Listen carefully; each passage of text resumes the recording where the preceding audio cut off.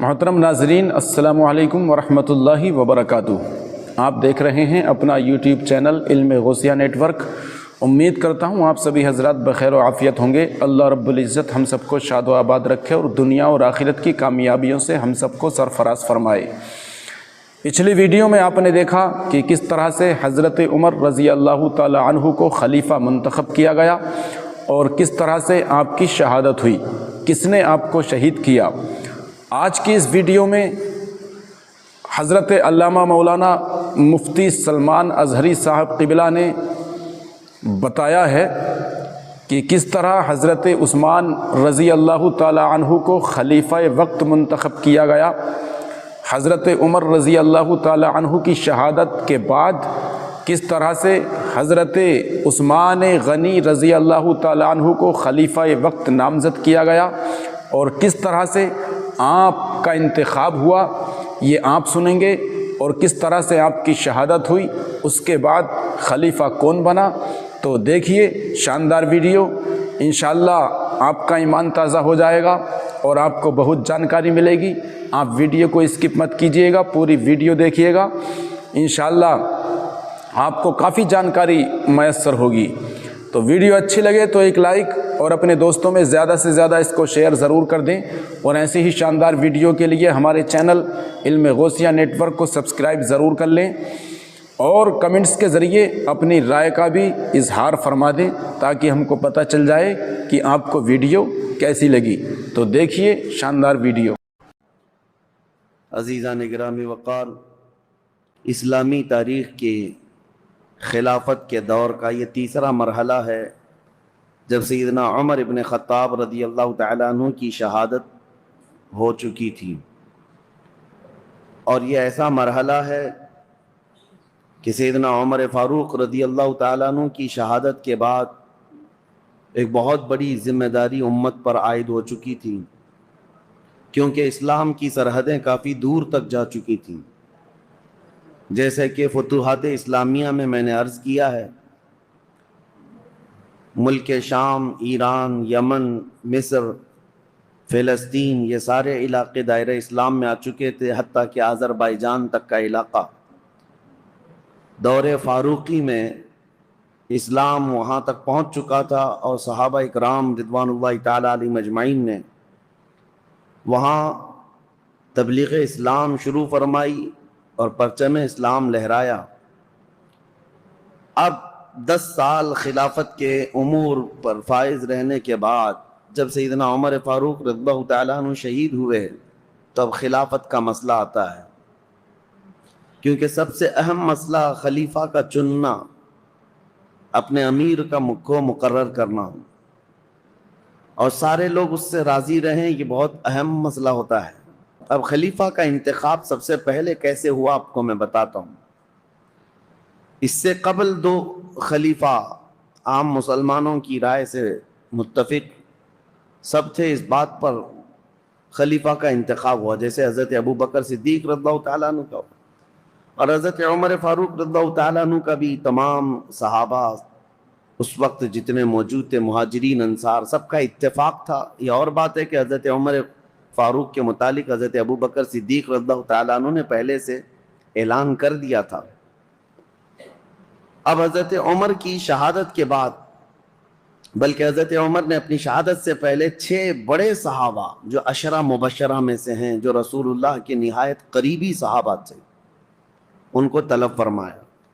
ان میں حضرت طلحہ ہے، حضرت زبیر ہے، حضرت سعد ابن ابی وقاص ہیں، حضرت عبد الرحمن بن عوف ہیں، اور پھر حضرت عثمان غنی اور حضرت علی ابن ابی طالب کرم اللہ وجہہ الکریم۔ یہ 6 صحابہ عشرہ مبشرہ میں سے ہیں۔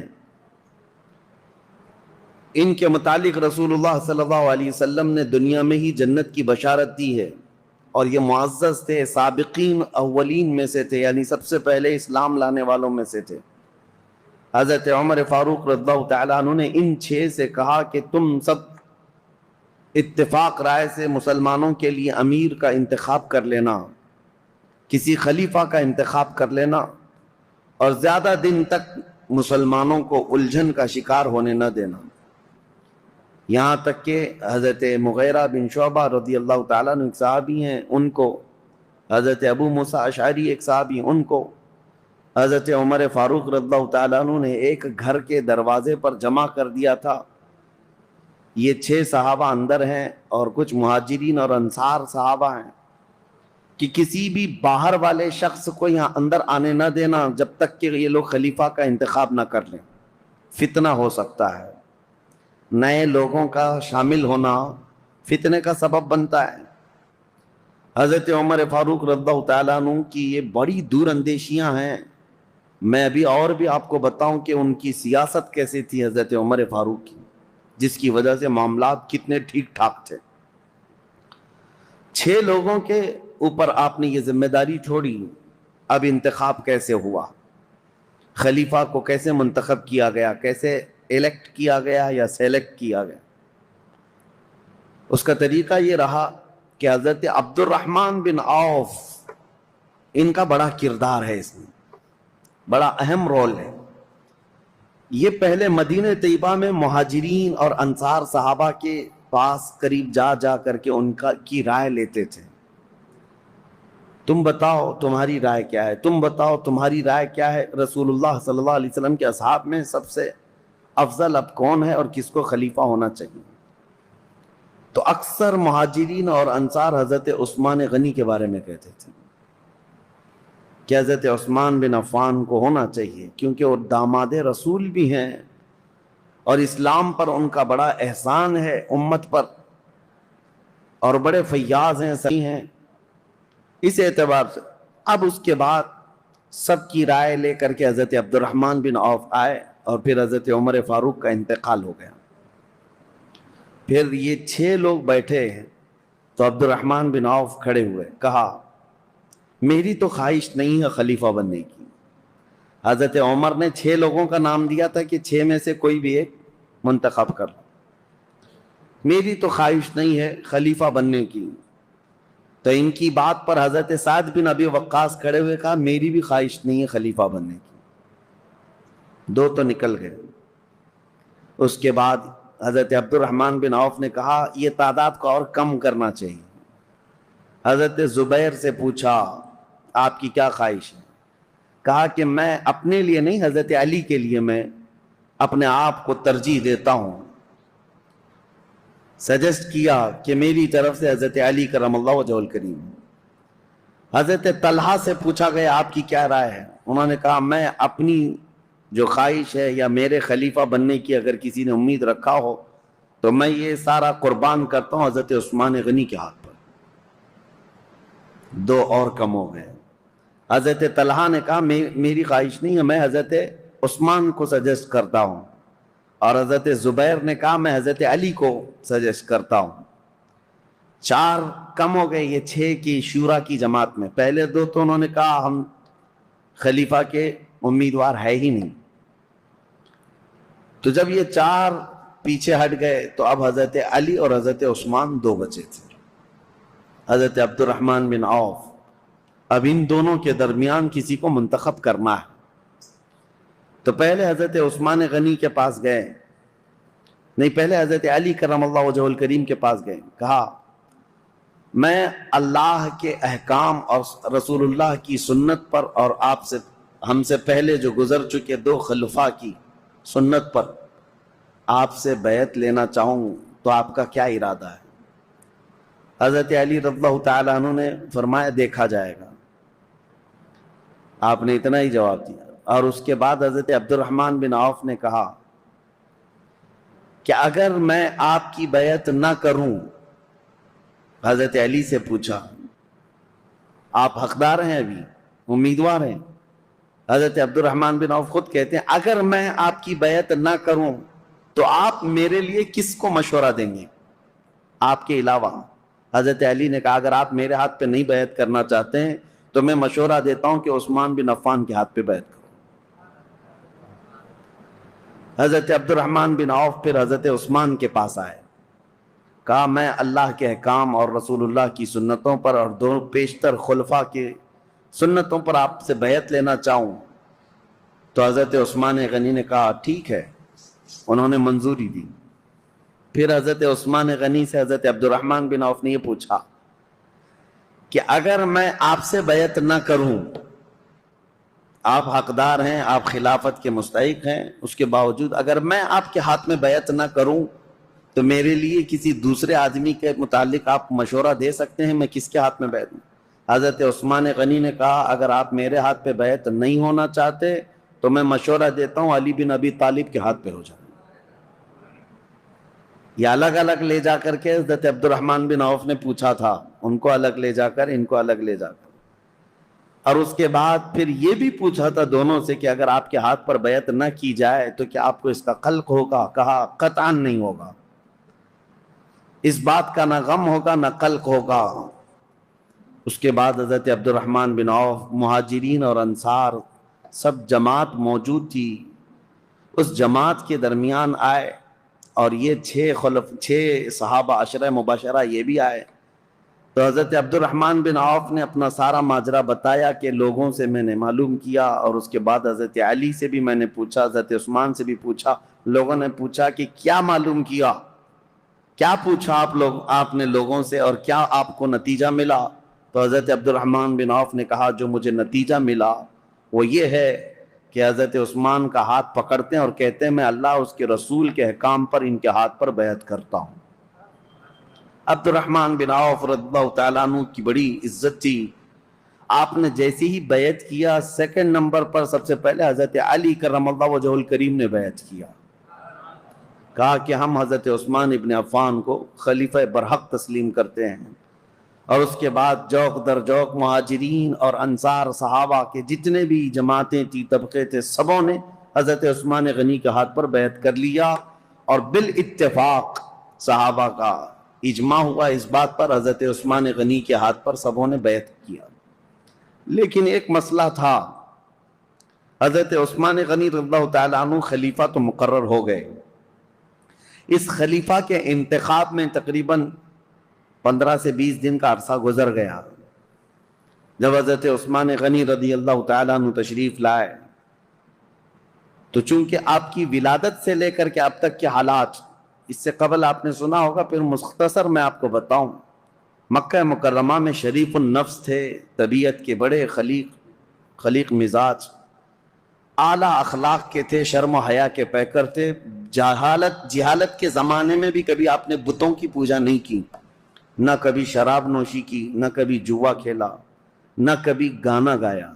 عربوں میں تو یہ سب چیزیں مشہور تھیں۔ اسلام لانے سے پہلے بھی آپ پاک باز تھے، عفت شعار تھے۔ حضرت عثمان خود کہتے ہیں کہ میں اسلام میں تیسرے نمبر پر داخل ہوا ہوں، اور حضرت ابوبکر صدیق رضی اللہ تعالیٰ عنہ کی تبلیغ پر تیسرے نمبر پر اسلام لانے والے حضرت عثمان غنی ہیں۔ اور عجیب اتفاق ہے کہ رسول اللہ کے بعد تیسرے نمبر پر خلیفہ بننے والے بھی عثمان ابن عفان، اسلام میں آنے میں بھی آپ کا تیسرا نمبر ہے، اور خلفائے راشدین میں بھی آپ کا تیسرا نمبر ہے۔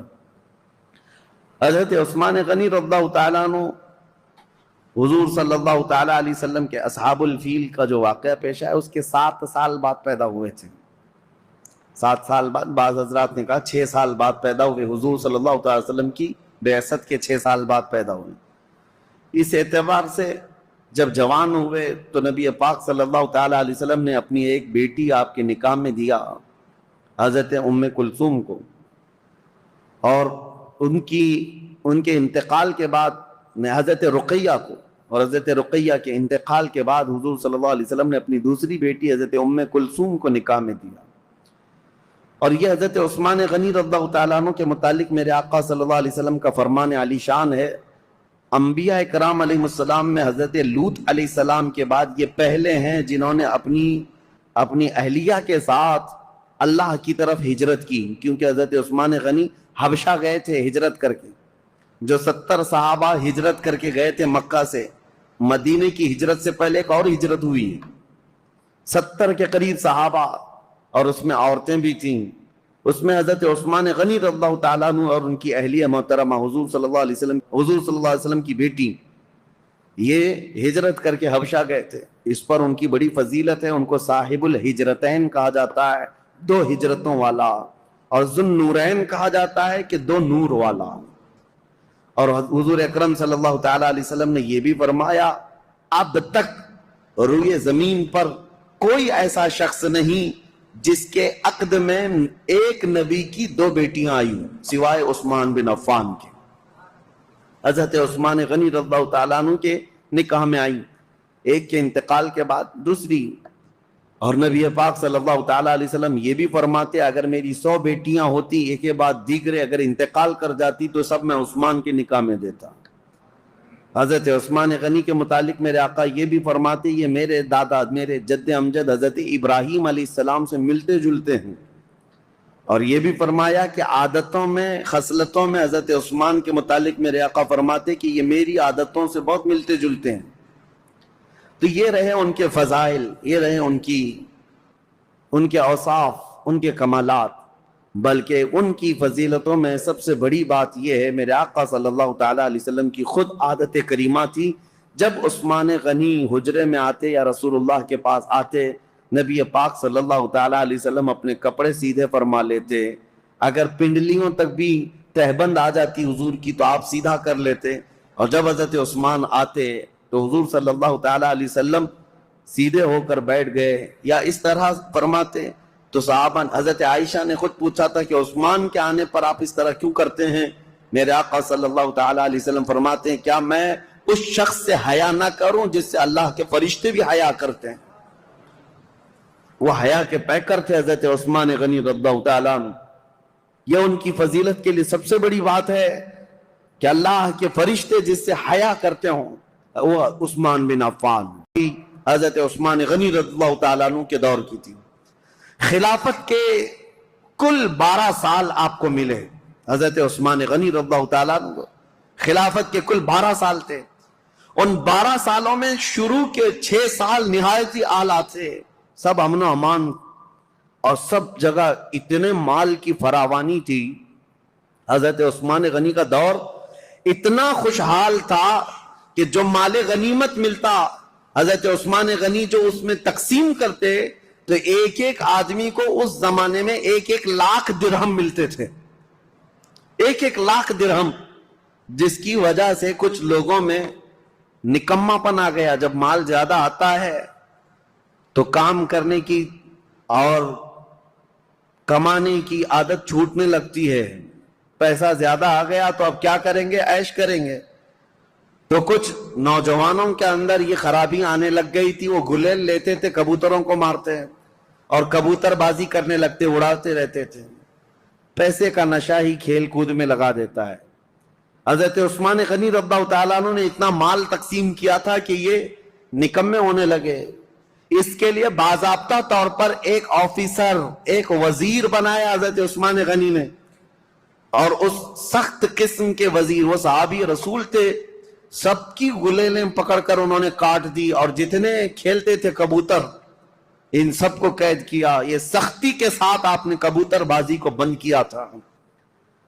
یہ صرف میں مثال کے لیے بتا رہا ہوں کہ فراوانی، لیکن تاریخ کی سچائیاں یہ ہے اسلام میں سب سے پہلے یہ فتنہ لانے والا، مسلمانوں کو بھڑکانے والا، خلیفہ وقت کے خلاف اکسانے والا عبداللہ بن سبا تھا.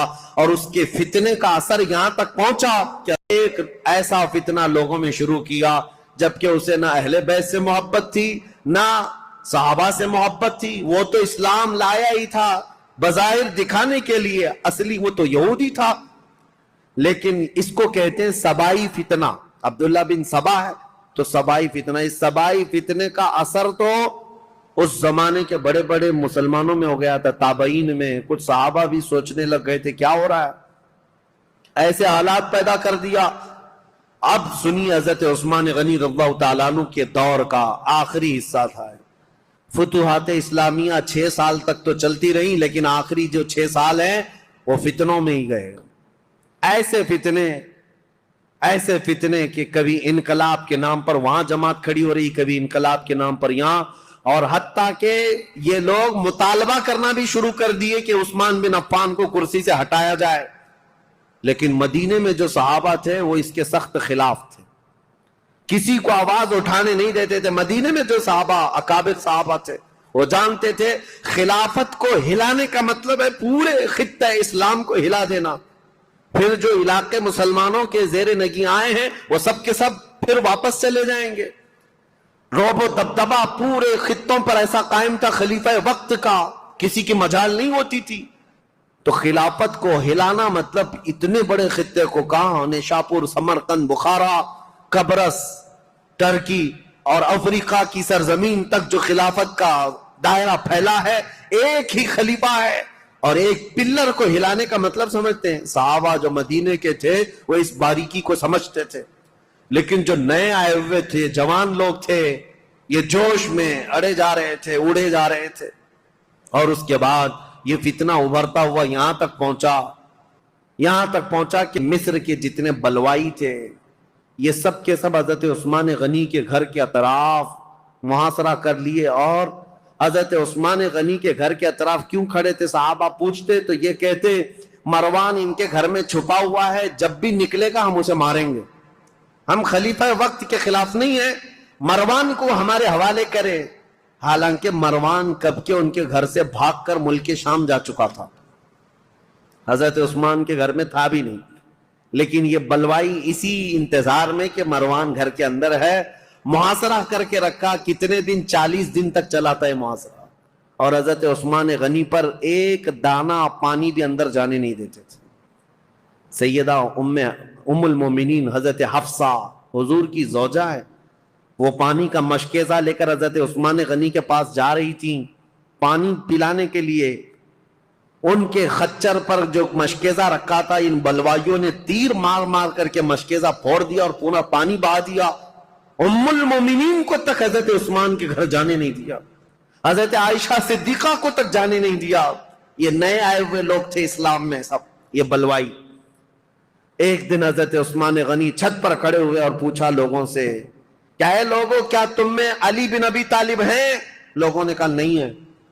کہا تم میں سعد بن ابی وقاص ہے؟ لوگوں نے کہا نہیں ہے. کہا طلحہ یا زبیر ہیں؟ کہا نہیں ہے. حضرت عثمان نے چھت سے پکار کر کہا کیا میری بات علی بن ابی طالب تک کوئی پہنچا سکتا ہے؟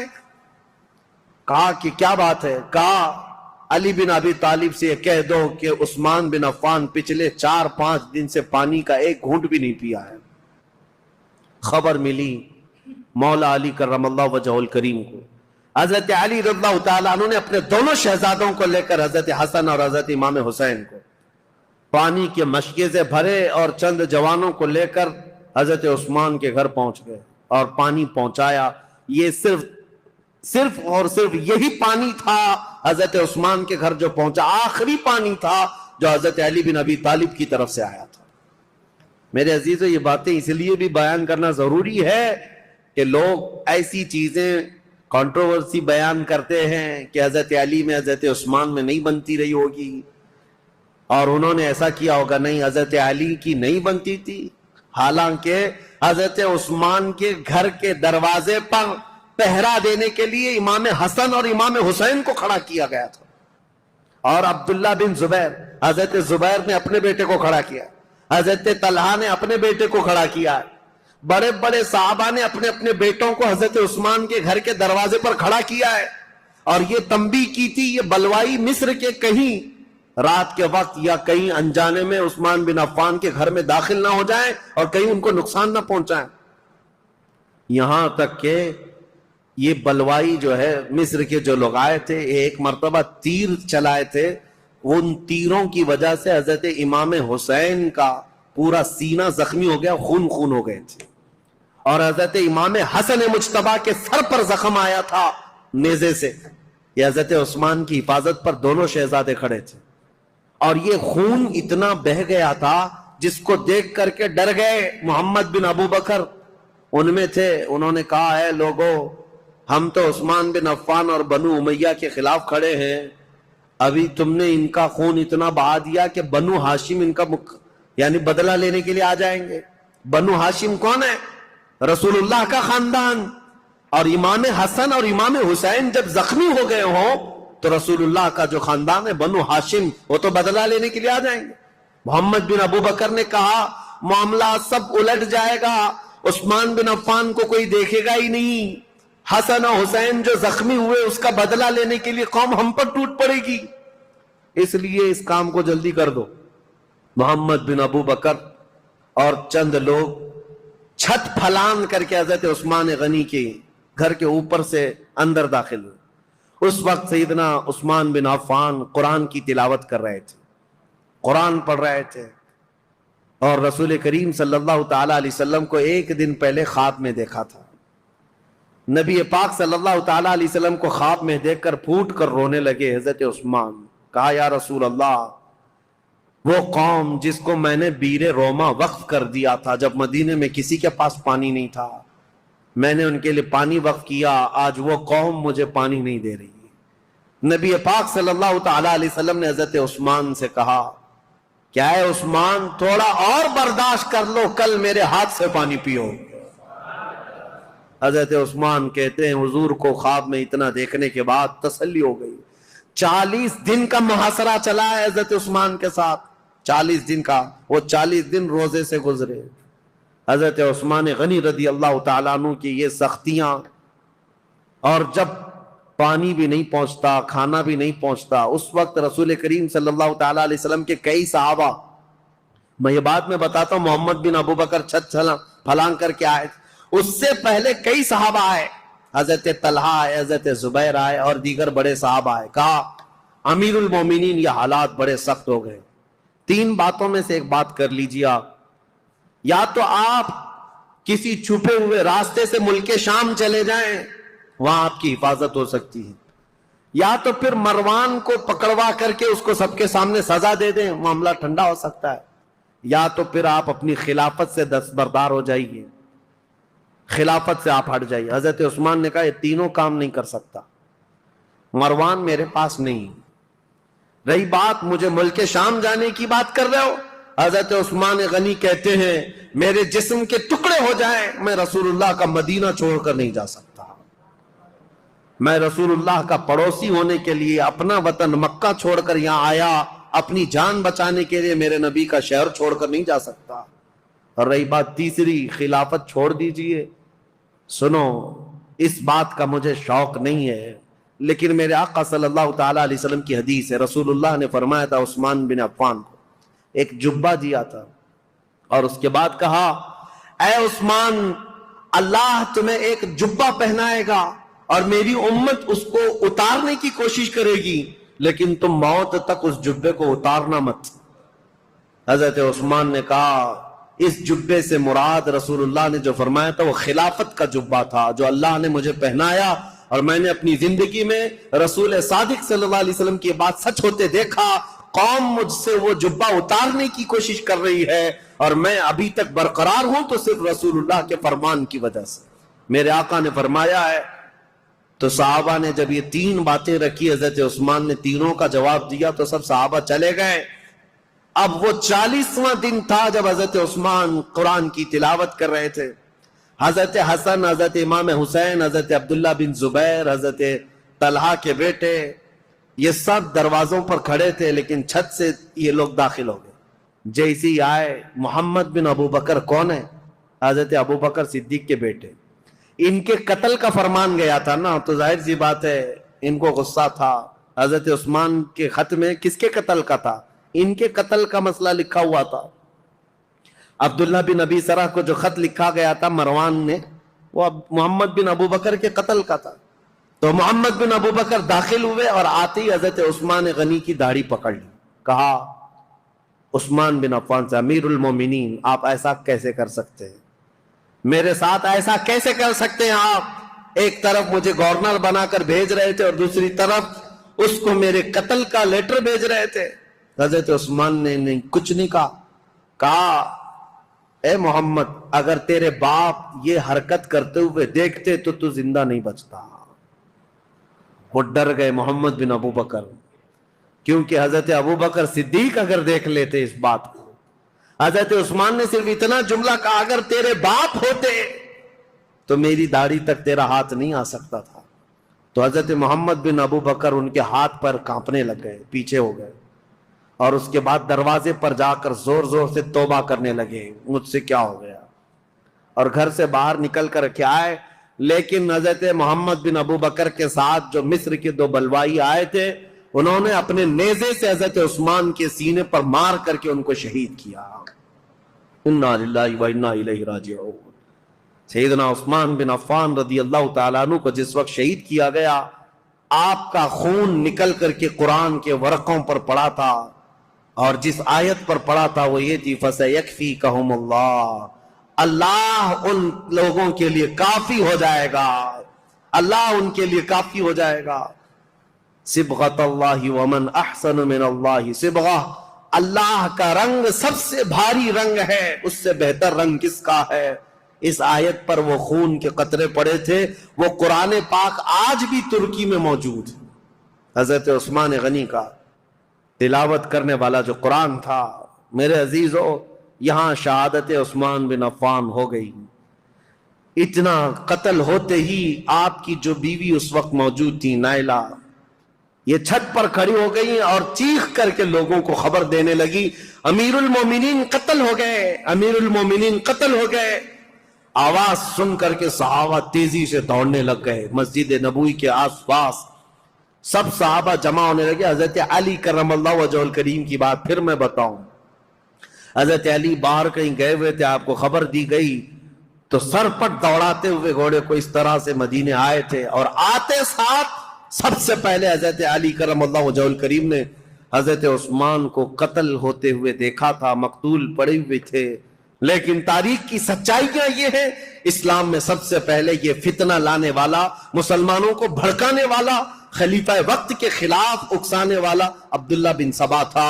اور اس کے فتنے کا اثر یہاں تک پہنچا کہ حضرت عثمان بن عفان کا قتل ہو گیا، حضرت عثمان شہید ہو گئے. اللہ اکبر. 12 سالہ یہ خلافت کا دور ختم ہوتے ہی، لیکن ان چاروں خلفاء میں سب سے لمبا زمانہ اگر کسی کو ملا ہے تو عثمان بن عفان کو ملا ہے. حضرت عثمان غنی رضی اللہ تعالیٰ عنہ کی عمر مبارک، ان کے انتقال کے وقت بعض روایتوں میں 82 ہے، بعض میں 80 ہے، بعض میں 79 ہے. بہرحال، اور ایک روایت تو 90 سال کی ملتی ہے کہ آپ کے انتقال کے وقت آپ کی عمر 90 سال کے قریب تھی. لمبی عمر بھی پائی اور خلافت کا دور بھی لمبا چلا. رسول پاک صلی اللہ تعالیٰ علیہ وسلم نے ان کو اپنی ایک انگوٹھی دی تھی اور کہا تھا کہ اس کو سنبھالے رکھنا، اور اس انگوٹھی کی آپ بہت حفاظت کرتے تھے. اور حضور نے فرمایا تھا جس دن تم سے یہ انگوٹھی ضائع ہو جائے گی، فتنوں کا دروازہ ایسے کھلے گا کہ قیامت تک کوئی اس کو بند نہیں کر سکے گا. حضرت عثمان غنی کی خلافت کے 6 سال ہوئے تھے. مسجد قباء جہاں ہے آج، وہاں ایک کنواں تھا.